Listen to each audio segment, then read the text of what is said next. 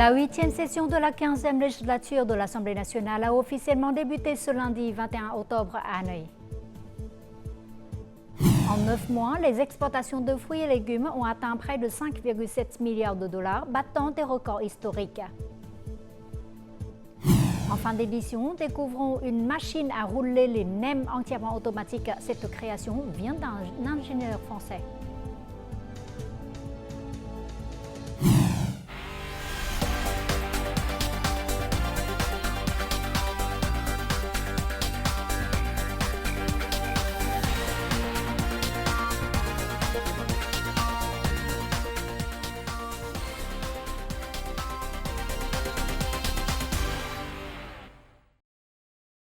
Bonjour à tous et bienvenue au journal francophone.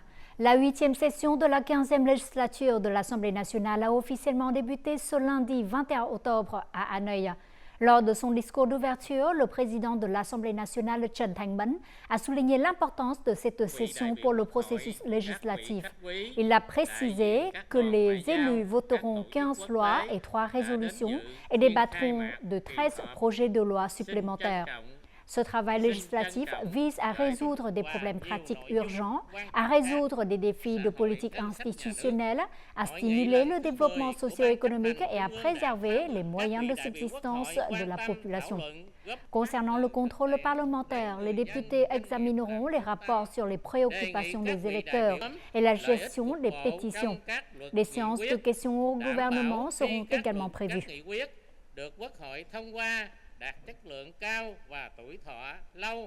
Lors de la séance d'ouverture de la 8e Assemblée nationale, le secrétaire général du parti et président de l'État, Tô Lâm, a également prononcé un discours clé contenant des messages importants. Le plus haut dirigeant a souligné les réalisations achevées depuis le début de la 15e Assemblée nationale et les progrès réalisés dans la mise en œuvre des objectifs et des tâches pour 2024. Il a exhorté l'Assemblée nationale à poursuivre ses efforts vigoureux de réforme dans son organisation et son fonctionnement. Le secrétaire général et président a demandé à l'Assemblée nationale de continuer d'innover fortement dans son organisation et son fonctionnement dans l'esprit de la résolution numéro 27 du 6e plénum du comité central du parti du 13e mandat sur la poursuite de l'édification et du perfectionnement de l'État de droit socialiste vietnamien dans la nouvelle période.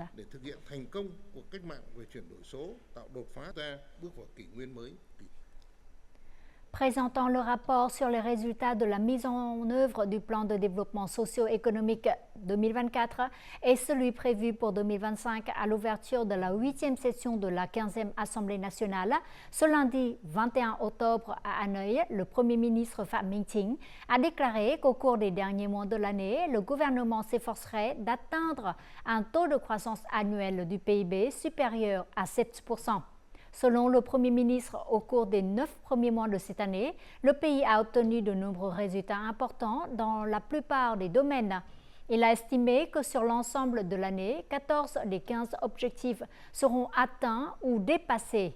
Parmi les 11 tâches et solutions proposées pour 2025, le gouvernement donne la priorité à la promotion de la croissance, au renouvellement des moteurs de croissance traditionnels et à l'encouragement de nouveaux, notamment la transformation numérique, la transformation verte, l'économie circulaire et l'économie de la connaissance.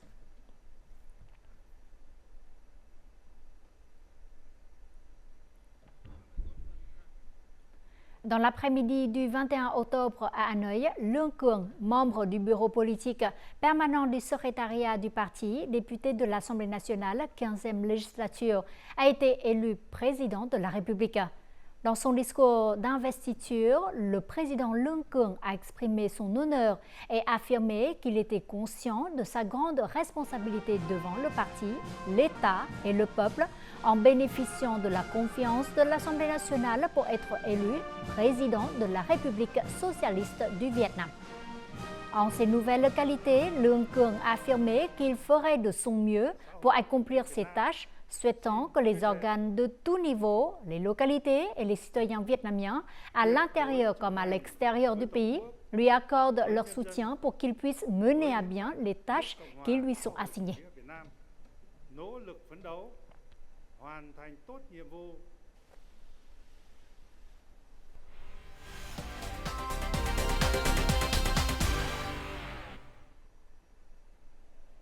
Passons tout de suite aux informations économiques. Selon les données du département général des douanes, à la mi-octobre, le chiffre d'affaires commercial du Vietnam a dépassé les 610 milliards de dollars, avec un excédent commercial de plus de 21 milliards de dollars. Les produits industriels transformés et manufacturés représentent environ 88% du chiffre d'affaires total des exportations. De nombreux articles devraient atteindre les objectifs fixés cette année. Le secteur du textile et de l'habillement prévoit un chiffre d'affaires de 44 milliards de dollars, tandis que le secteur du cuir et de la chaussure devrait atteindre environ 27 milliards de dollars. Dans le même temps, les exportations de fruits et légumes pourraient atteindre un record de 7 milliards de dollars. En 9 mois, les exportations de fruits et légumes ont atteint près de 5,7 milliards de dollars, soit une hausse de 34% en un an et l'équivalent du total sur l'ensemble de l'année dernière. Le taux de croissance moyen des exportations de cette industrie s'est toujours maintenu à plus de 30% par mois. Grâce à des négociations réussies, le Vietnam a exporté plus de types de fruits et légumes pour des marchés peuplés tels que la Chine, les États-Unis, le Japon et la République de Corée. En conséquence, il est prévu que les exportations des fruits et légumes du Vietnam pourraient atteindre 7 milliards de dollars en 2024. La Chine reste le plus gros client de l'industrie vietnamienne des fruits et légumes. En 2023, pour la première fois, le durian est devenu un produit d'exportation du Vietnam, valant 1 milliard de dollars grâce à une forte consommation en Chine. Cette année, des noix de coco fraîches et des durians surgelés ont également été officiellement exportés vers ce pays. Selon une enquête du premier festival des fruits du Vietnam à Pékin, les Chinois ont montré un grand intérêt pour les noix de coco. Je pense que la noix de coco jouera un rôle important dans l'augmentation du chiffre d'affaires à l'exportation de l'industrie des fruits et légumes dans les derniers mois de l'année. Grâce à la concentration sur les principaux marchés d'exportation, les revenus des entreprises ont enregistré des résultats positifs au cours des 9 premiers mois de 2024. De plus, les accords de libre-échange signés créent également de nombreuses opportunités de croissance pour les entreprises.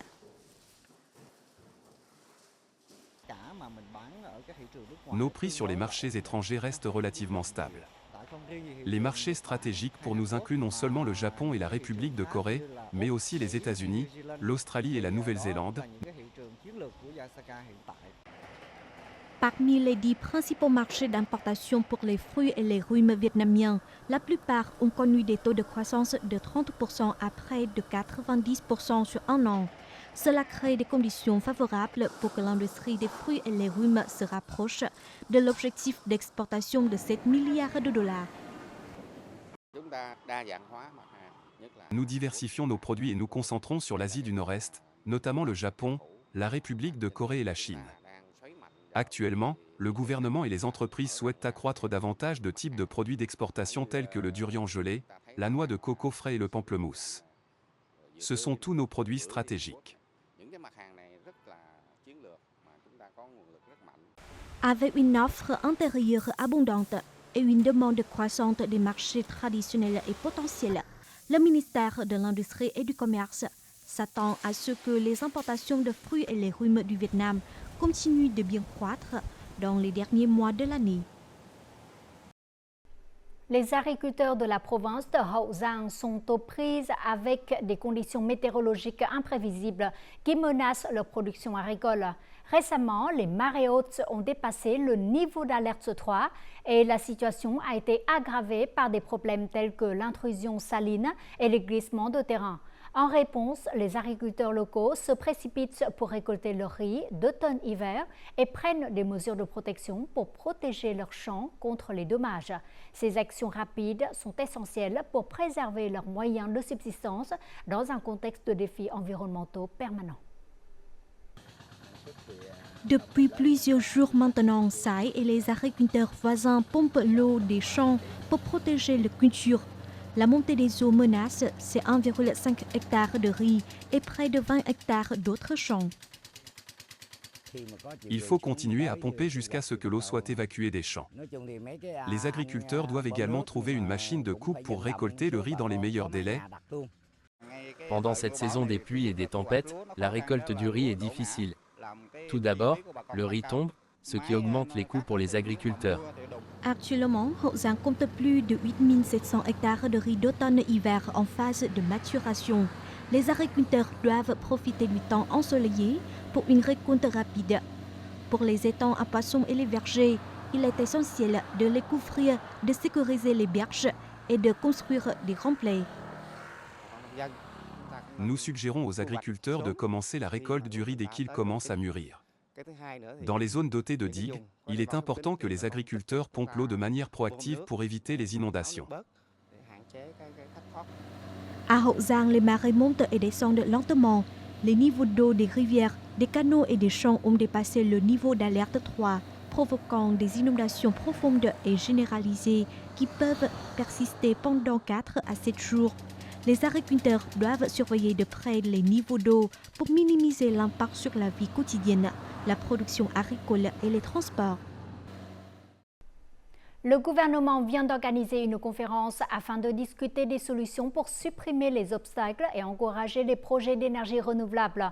85 projets d'énergie renouvelable d'une capacité totale de plus de 4730 MW n'ont pas été achevés à temps à la fin de 2021. Par conséquent, ces projets ne sont pas éligibles au mécanisme de prix préférentiel. Il faut donc des solutions pratiques et efficaces. Si en 2018, le pays ne comptait que 8 projets d'énergie renouvelable d'une capacité totale de 414 MW, il y a désormais 256 projets, parmi lesquels le système électrique sur le toit qui atteint une capacité de plus de 22 000 MW, représentant environ 27,5% de la capacité de l'ensemble du système. Il est évident que le développement des énergies renouvelables est primordial pour protéger l'environnement, faire face au changement climatique et contribuer à changer la structure économique de nombreuses localités. Je peux dire que ces projets ont contribué à améliorer l'efficacité de l'utilisation foncière, notamment des terres non cultivables. Outre les résultats positifs, la mise en œuvre des projets d'énergie renouvelable a également révélé ces derniers temps de nombreuses lacunes en matière de planification et d'investissement. Par conséquent, il faut que les autorités locales prennent des mesures radicales pour résoudre les difficultés et favoriser les projets d'énergie renouvelable, surtout éoliennes et solaires.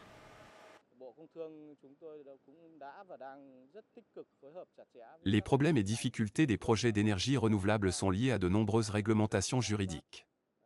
Pour assurer l'harmonie entre les intérêts de l'État et des entreprises, le ministère de l'Industrie et du Commerce est chargé d'examiner et de faire rapport aux autorités compétentes afin de proposer des solutions et faire valoir les ressources pour le développement des énergies renouvelables. Le ministère de l'Industrie et du Commerce et l'OVN ont publié ces derniers temps une circulation sur la méthode de détermination des prix de production d'électricité, la construction d'un mécanisme de prix de transition. Cependant, il faut avoir des solutions plus fondamentales pour gérer de manière approfondie les difficultés et les problèmes liés aux énergies renouvelables. Notre journal continue avec les taux de change et l'indice de la bourse du Vietnam.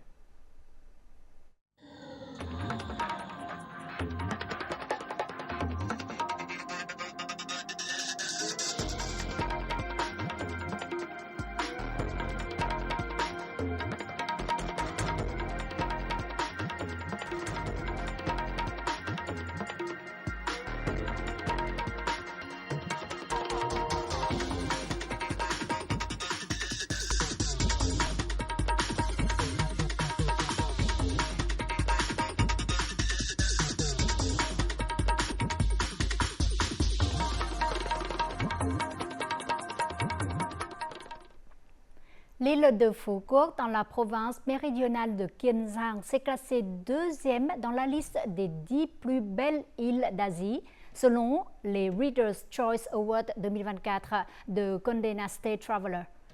C'est la troisième fois que Foucault remporte ce titre prestigieux avec un impressionnant score de 95,36 sur 100 points, soit une augmentation significative par rapport à la 8e position de l'année dernière. Couvrant 567 km² et abritant 180 000 habitants, Foucault possède une beauté à la fois sauvage et naturelle. L'île abrite un sanctuaire marin et un parc national réputé pour ses diverses activités de trekking.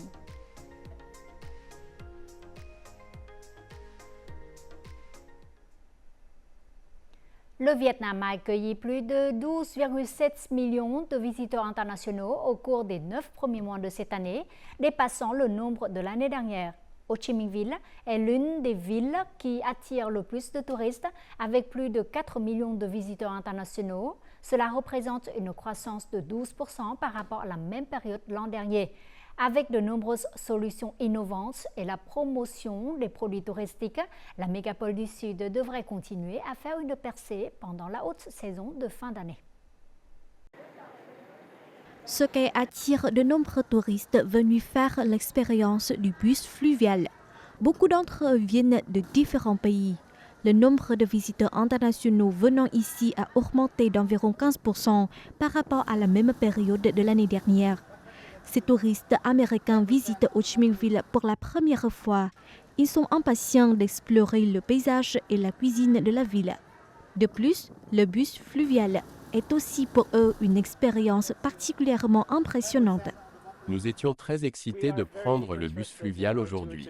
Nous avons découvert la culture et l'histoire de Ho Chi Minh Ville et passé un bon moment à bord de ce bateau-bus. Nous avons pris beaucoup de belles photos. À mon retour aux États-Unis, je partagerai avec mes amis et ma famille le paysage et l'hospitalité des habitants du Vietnam et d'Ho Chi Minh Ville. Dans les agences de voyage, le nombre de visiteurs internationaux a augmenté de 10 à 15% sur un an, principalement en provenance d'Europe et d'Amérique. D'ici la fin de l'année, nous continuerons à accueillir des groupes touristiques dans les provinces et villes du Sud par voie maritime ou fluviale. Nous nous concentrons également sur la création de liens avec des partenaires nationaux et internationaux pour offrir aux visiteurs des prix compétitifs et des expériences diversifiées. Selon le service du tourisme de Ho Chi Minh Ville, la ville se concentre sur le développement de produits touristiques uniques, l'amélioration de la qualité des services et de la cuisine, ainsi que sur la mise en œuvre de politiques de visa favorables. De plus, elle promeut activement ses programmes touristiques sur les principaux marchés internationaux, renforçant ainsi son attrait aux voyageurs mondiaux. Nous avons mis en place de nombreuses activités promotionnelles, ciblant notamment le marché australien.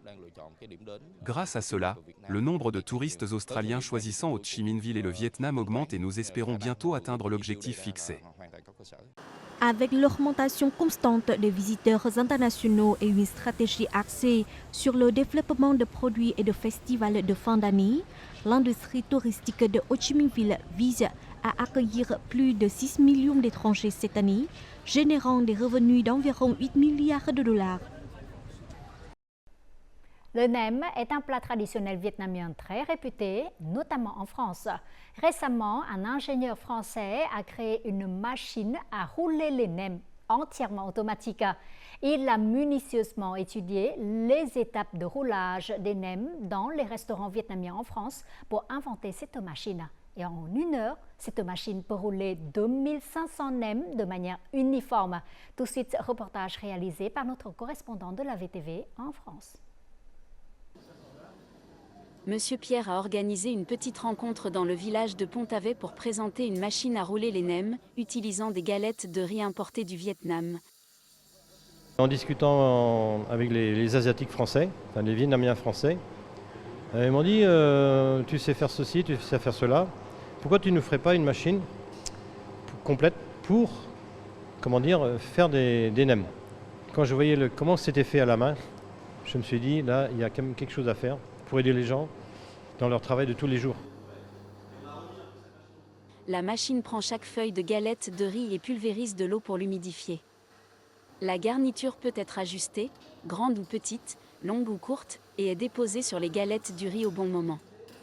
Enfin, le compresseur d'air le roulera progressivement pour en faire un nem. Un panneau de commande permet d'affiner chaque étape, la vitesse de roulement, la quantité d'eau pulvérisée, la taille du remplissage et l'étanchéité lors du roulage des nems. La grande machine peut rouler 2500 nems par heure. On va venir prendre les galettes une par une, donc il faut déjà une bonne qualité de galettes. Si les galettes sont trop collées entre elles, c'est difficile, on va avoir des galettes doubles. Après, il faut venir ramollir la galette. Donc pareil, toujours pareil, il faut qu'on soit constant. Si on a des variations d'épaisseur de galettes dans le lot, le ramollissage ne va pas être le même. On va devoir changer les paramètres. La machine sait seulement rouler les nems, chaque propriétaire a sa propre recette pour la garniture. 90 machines ont été vendues aux restaurants parisiens. En 6 heures, la machine roulera plus d'1 million de nems. Cette création de Bretinov a amené un plat traditionnel vietnamien à une nouvelle étape. Standardiser les produits pour obtenir la qualité la plus stable répondra aux normes élevées des systèmes de distribution au détail en France et en Europe.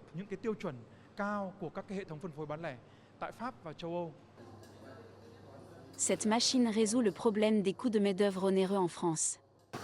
Rouler les nems à la main nécessite des ressources humaines, donc elle peut remplacer des travailleurs et réduire le contact entre les personnes et les ingrédients, un détail très important dans l'industrie alimentaire en Europe.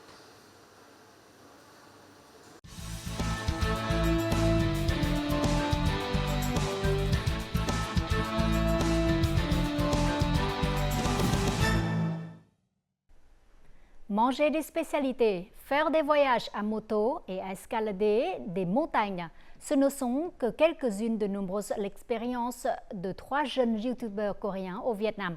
Avec plus de 1000 vidéos présentant la culture, la gastronomie et les expériences uniques du Vietnam du point de vue des étrangers, leur chaîne YouTube a attiré près d'1 million de followers. Faisons connaissance avec ces jeunes Coréens et leur parcours de 8 ans reliant les deux pays, la République de Corée et le Vietnam.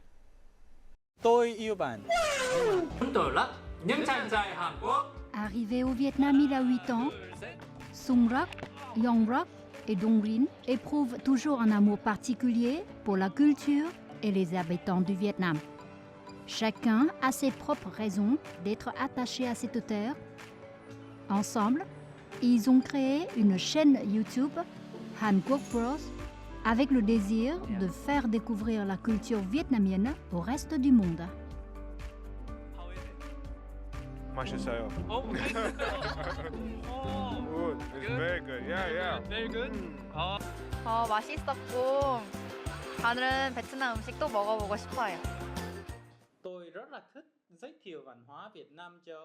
J'aime beaucoup présenter la culture vietnamienne. Je veux partager mes sentiments avec les Vietnamiens.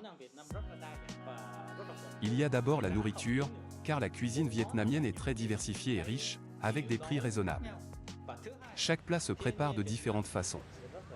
Deuxièmement, la nature et le paysage au Vietnam sont vraiment magnifiques, surtout le coucher du soleil. Et enfin, les Vietnamiens sont très sympathiques.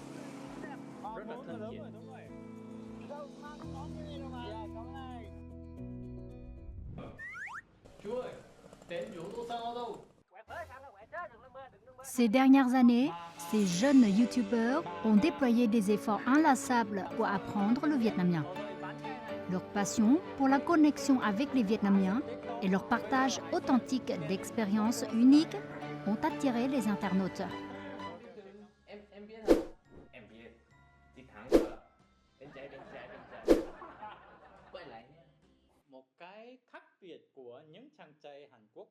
Connaître le vietnamien nous aide à explorer la culture vietnamienne et à interagir avec les Vietnamiens de manière beaucoup plus amicale et humoristique. Nous sommes très fiers de pouvoir parler vietnamien. Cela nous donne une façon unique de partager le Vietnam avec davantage de Coréens.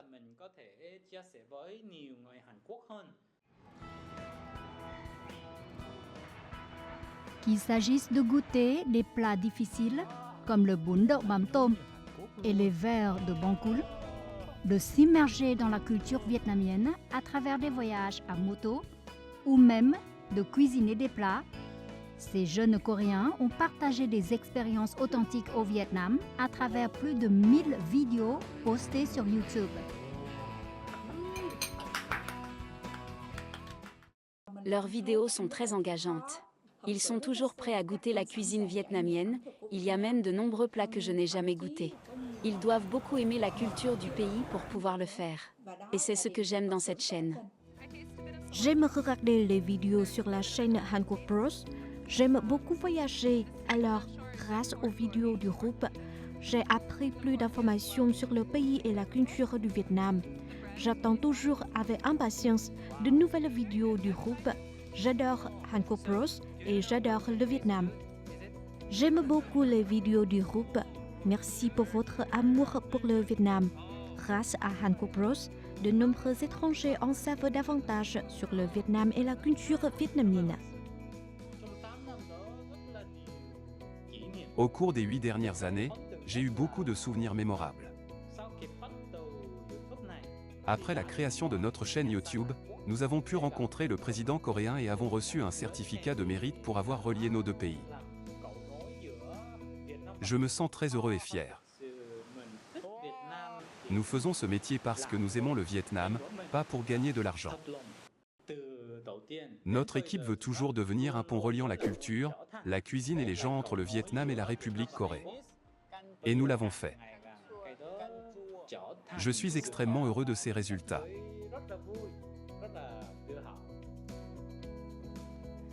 Grâce à des vidéos d'expériences authentiques et humoristiques, ces jeunes youtubeurs de Hankook Bros est devenu un pont entre le Vietnam et la République de Corée. Ils sont devenus des ambassadeurs culturels, offrant aux téléspectateurs l'expérience la plus unique sur la culture, la nature et le peuple des deux pays.